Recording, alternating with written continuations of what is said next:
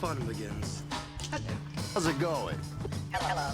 Well, Greetings, young Jedi. hello there. What's up, everyone? Hybrid Toy Reviews here, and today we are taking a look at an SH Figuarts. It is the Imperial Stormtrooper. This is, I believe, a 2.0, so this is a newer attempt from Figuarts. I believe there was a prior sculpt before, and this Stormtrooper in the box, which is getting glared out by my lights, apologies, looks pretty interesting. So this is based on the original trilogy appearances. It is not the idealized, like, modern era Disney Trooper, which I generally prefer. However, I do acknowledge the original trilogy costumes have some charm in that 70s low budget costuming design, way. Like in a classic episode of Star Trek. Like, sometimes you just gotta pretend that alien isn't made out of bubble wrap. And these helmets were vacuum formed and slapped together and 12 very unique eyebrows on them, and that's just how it was. But, this, anyway, is an adaptation, of that to the SH Figuarts line. I'm very excited to take a look at it.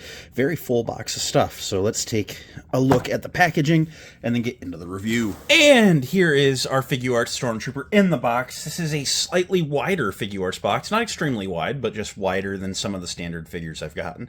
He has a big window showing him and his many accessories off nicely behind the foil Star Wars logo. Look at that. Shiny. There's a silver border around your Bandai Namco logo there. This is Stormtrooper in the foil there, designed by Tamashii Nations in Japan, and then Tamashii Nations, Bandai. This side features some writing in anime. This side features a picture of the figure, and then just talking about how it's the classic version from A New Hope. And then around back, you get some product photos showing off a little bit about what it does, and a little Dio with a Vader. That's cool. Simple style and heroic action. That wasn't written by ChatGTP. More writing in anime. You have a barcode there. More writing in anime and some English in there too. And then the Figuarts logo there. Star Wars logo up top. So, very standard action figure stuff by import standards. Let's crack this guy open and take a look at everything he comes with. So here's the Figuarts Stormtrooper out of the box, and as always, we're going to start by taking a look at the accessories. So, he comes with 3 blasters. The only one I know by name is this E11. It is the standard Stormtrooper blaster all the way back from the OT to modern times. It is in black plastic. There is no paint going on, and that is fine. It looks exactly like it should. It looks really, really nice, and I do like how this turned out. It's a good representation of that blaster. And then we have this one, which kind of looks like the Sandtrooper cannon type, but it's got this rotating drum on the top. That's really cool. I'm sure Battlefront players would know this offhand. If Commander Cook is watching, I'm sure he'll be labeling these. But this looks really, really nice. It's in a gunmetal kind of gray. I don't know if that's paint or if it's the plastic color, but it looks really, really nice. And then it has a painted brown wooden stock. And this is a very cool looking blaster. And then he comes with this one, which I've always thought of as like the space Tommy gun, sort of. I like the dual barrels. We recently got this with the new Black Series Sandtrooper. I believe we see a Sandtrooper in A New Hope use this. I don't think we see it too heavily used by anyone else, but still very cool. Features a cool scope on top. It's very skinny. It has a tiny little bit of rubberiness to it. If you have your trooper holding this on the shelf and it takes a shelf dive, probably not going to snap, which is nice. It looks really, really good. I like how this gun turned out a lot. Now, he comes with an optional blaster holster, which looks really nice. It has a panel on the belt, and then this is for the E11, of course, as a strap. You can unpeg the strap, push that up out of the way, and then you can push the E11 in, bring the strap back around over the handle, like such, and it is in there. Rattles a little bit, but it's fairly secure. I don't truly like the execution of this holster, though. Setting the E11 off to the side, I think it could have been done a little bit better, and I will show you it installed. Come on, there we go. I'll show you it installed on the Trooper. So around back, next to the grenade canister, let's bring his arm up out of the way, there is this panel on his belt, which can be removed fairly easily. There are 2 holes in there, and you can peg it in like so. And the thing I don't like is it's sculpted to hang away from the trooper. Now, if you get him in like a dynamic splayed leg pose, you would probably appreciate that. But if you're looking to just have him kind of standing a little more neutral, it looks silly. It's just floating out there. It's very thin, rubbery material to where like you would think maybe you could like heat it up and make it lay a little more naturally. But I just don't like the way it floats. So I'm personally not going to use it. The original trilogy is the only era that you really see the Stormtroopers have a hip holster, and a lot of them have it, but not all of them. So it's not an essential accessory, but I just kind of wish that they would have done it better. I probably would have ended up using it had it been done better. Setting the weapons aside, this is an import figure, so we'll quickly talk about alternate hands. Right out of the box, he comes with 2 good fist hands. These are for punching or just looking dynamic. They are in a matted black material for the fabric part of the glove with a white plate on the back of the hand. They are identical in every way that matters. And then, looking at the alternates, he comes with 2 hands sculpted kind of like neutral, open, relaxed palm. These are good for like holding the stock of a blaster, and or not the stock, but like under the barrel of a blaster, you know, just to hold it up. And they look very nice as well.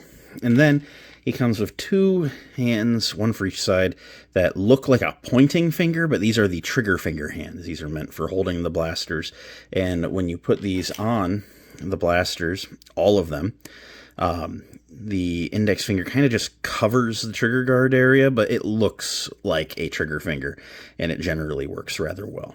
So I think the alternate hands were done very, very nicely. And now bringing this Stormtrooper up to the camera, let's take a look at this guy. So I really like this guy. He has an amalgamation of some of the looks of the original trilogy Stormtroopers. The eyes are a little far apart. The visor, the black line above the eyes, is straight on this one. Some in the original trilogy had like an upward curve to it. This one is nice and flat. I like the teeth portion of the helmet. It looks really nice. There are little punches of silver in there on the respirators. I love the line work on the blue lines on each side of the jaw, and all of the little dark gray, squares are punched in around the trooper.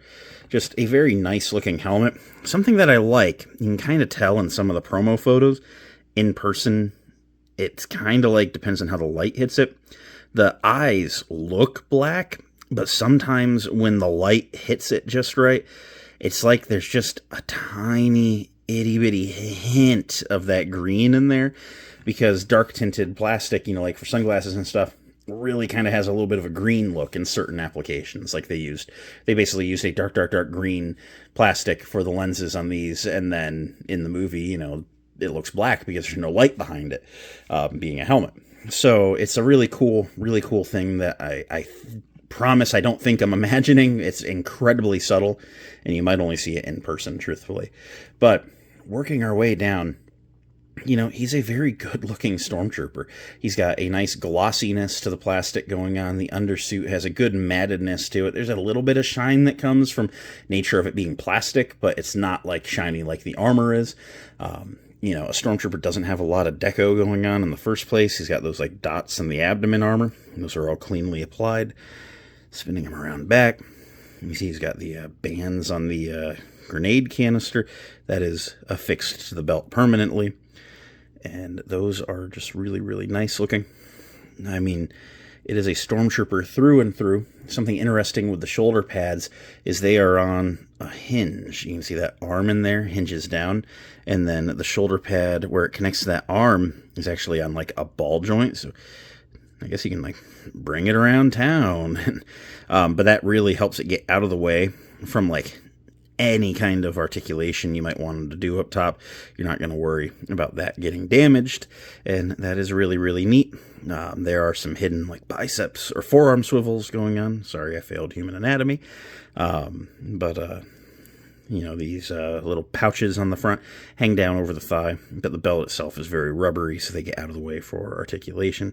Something else I like is when doing the leg articulations, you have a drop-down thigh. You see it kind of expands in there, gaps in there a little bit, truthfully, but that helps it get out of the way of itself when you're trying to like tuck it in, and it just pushes up when you're not wanting to use the drop-down thigh.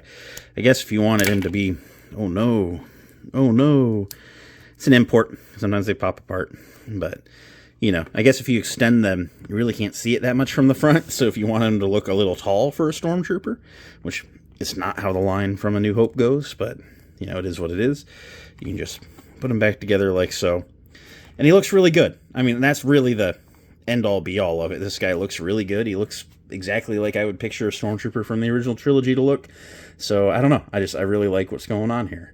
But let's run through some articulation. So he features a double ball at the top of the neck, and then the bottom of the neck, like you can see it moves in there. So you can get him to do all sorts of head pivot and rotation. He can look that far up, that far down, and I mentioned pivot, but still, the arms, especially when you utilize those shoulder pad like hinges, can go way over a T-pose, which is super cool.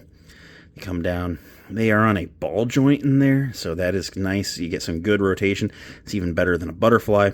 You have a bicep swivel in there. You have the double jointed elbows. You have a gauntlet rotation there. And then the hands are on those like hinges where they hinge up and down, except you can like then rotate it and then make it in and out. So just whatever you need for whatever pose you're aiming for. He has a upper torso ball joint, which allows him infinite range of movement. That far forward actually makes the back gap. I don't like that so much. All the way back, there is a gap if you like go looking for it, but it's hidden from the front, which is nice. He has a waist ball joint. It is very subtle on its front to back motion.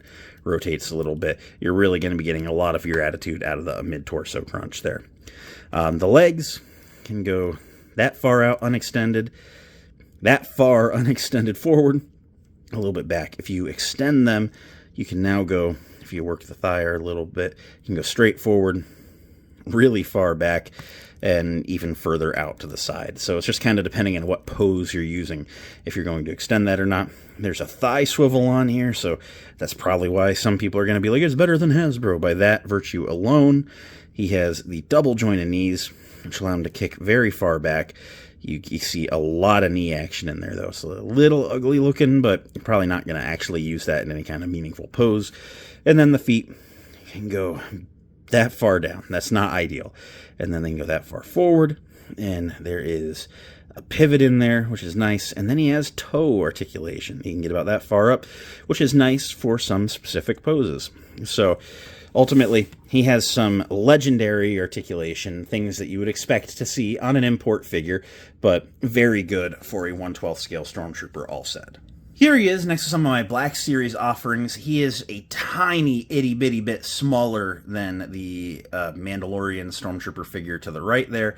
However, given that it is a recruited army, there can be some variation in height. They would very much work next to each other on the shelf. And if you expanded that thigh articulation a little bit, they would be matching for sure. And of course, the Black Series New Hope Vader towers over him, as he should. I feel like he would blend in very well to a Black Series collection. If you were just looking to grab a Stormtrooper a little bit nicer than the rest, I think that he would fit in very well. So at the end of the day, what do I think of the Figuarts Stormtrooper? This guy is really, really cool. I'm going to be honest, I have dabbled with a lot of imports over the last couple of years. I've started to break away from the Black Series a little bit. Not that I'm done with the Black Series, but I'm just checking out the alternatives. And I'm going to be honest, Figuarts has not really impressed me. Their human likenesses are not very good, and I've just had a lot of frustrations with them. A lot of the frustrations I've had are with things where when you use a joint, it leaves a big gap, like when you use that ab crunch forward and it opened the back like up wide. I did not really like that, but there's a lot of figures I've gotten where that happens on the elbows and the knees and the crunches, and I'm just like, I just don't like this. But this guy is very minimal on that front, and he looks oh so good. Mafex, I've only messed with that one Sand Trooper, and I did not like that figure very much. So I gotta say, this guy's really, really cool. Now, I'm not replacing my Black Series Stormtroopers. with Figuarts ones. I was able to snag this guy new in box on eBay for about 60 bucks. I know he was originally a little bit more than that. And I think 60 bucks a pop for a Stormtrooper army is a little bit steep. And I still think the Black Series offers a really, really nice figure for a really good price point. So I'm going to continue army building with the Black Series. But this guy's going to get a spot front and center in that collection. I'm okay with having a splash of variety for variety's sake in the front. So I really like this guy. If you don't have him yet and you've been thinking about him, I highly recommend him. Very fun action figure. I'm going to go work on some other stuff now. I've said I recommend him as many times as I can without being too repetitive, so it's time to go work on another video. May the Force be with each and every one of you. Thank you for checking out this video, and I will see you next time. Bye.